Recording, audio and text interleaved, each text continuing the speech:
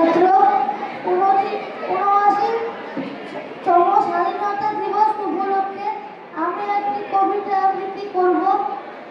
কবিতা জননী জন্মভূমি, কবি সুভাষ মুখোপাধ্যায়।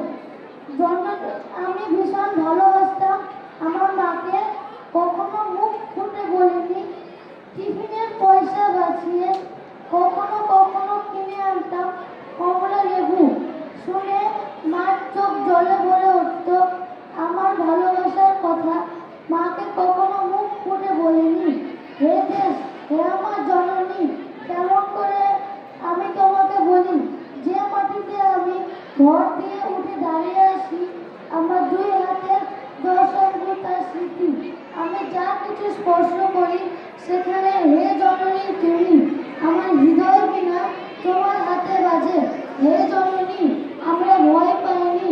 যারা তোমার মাটিতে নিষ্ঠুর থাবা বাড়িয়েছে, আমরা তাদের ঘাড় ধরে সীমান্ত পার করে দেব। আমরা জীবনকে